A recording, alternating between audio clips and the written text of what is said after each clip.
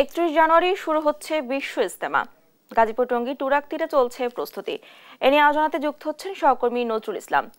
নজরুল, ইজতেমার প্যান্ডেল তৈরির কাজ কেমন চলছে?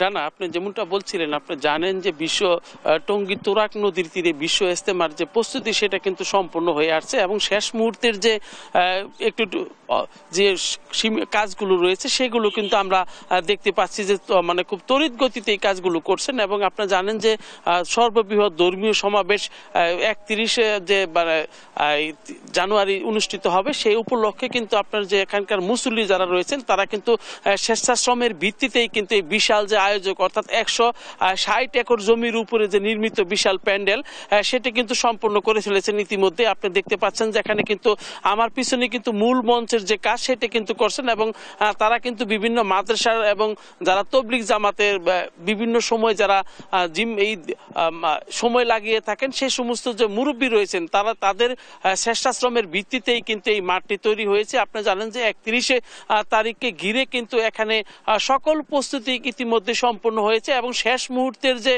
কাজগুলো রয়েছে তারা কিন্তু করে নিচ্ছেন। এবং আপনারা জানেন যে আমি মাঠের বিভিন্ন অংশ ঘুরে দেখেছি, বিশাল বড় যে সামিয়ানা সেটা কিন্তু টানানো কমপ্লিট এবং বৈদ্যুতিক কাজ এবং মাঠের ভিতরে যে দাগ কাটা সেগুলা সবকিছু কিন্তু সম্পূর্ণ হয়েছে। এবং আমি যদি আপনাকে একটু দেখাতে চাই যে পিছনে যে মূল মঞ্চ, যেখান থেকে ইসলামিক যে চিন্তাবিদরা রয়েছেন যারা দিক নির্দেশনামূলক বক্তব্য দিবেন এই মঞ্চ থেকে, সেই মঞ্চ কিন্তু ইতিমধ্যেই প্রস্তুত করা হয়েছে। এছাড়া কিন্তু সব দিকেই দেখছি যে পয় নিষ্কাশনের ব্যবস্থা থেকে শুরু করে সব ধরনের ব্যবস্থা কিন্তু সবকিছু কাজ ইতিমধ্যেই শেষ করে ফেলছেন। অর্থাৎ শেষ মুহূর্তের যে প্রস্তুতি রয়েছে সেগুলো কিন্তু আমরা দেখতে পেয়েছি। ইতিমধ্যেই কিন্তু ইজতেমায় আমরা লোকজন আসতে শুরু করেছেন এবং আগামীকাল থেকে কিন্তু লোকজন ব্যাপক আকারেই কিন্তু মাঠে প্রবেশ করবেন এবং যার যার খিত্তা অনুযায়ী কিন্তু তারা অবস্থান নিবেন। তো শেষ মুহূর্তের যে প্রস্তুতি, এখানকার আমরা কথা বলেছিলাম যে এখানকার যে মুরব্বী রয়েছেন তারা কিন্তু যেটা জানিয়েছেন যে ইতিমধ্যেই কিন্তু তারা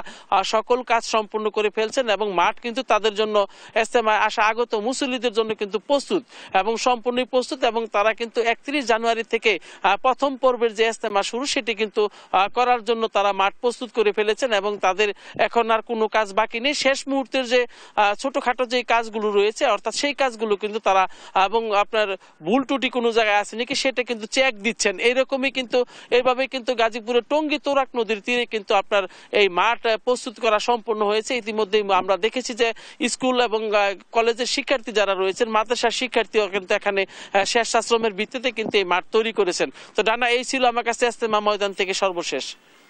নজরুল, ধন্যবাদ আপনাকে। 31 জানুয়ারি শুরু হচ্ছে বিশ্ব ইজতেমা, এ নিয়ে জানাচ্ছিলেন আমাদের সহকর্মী।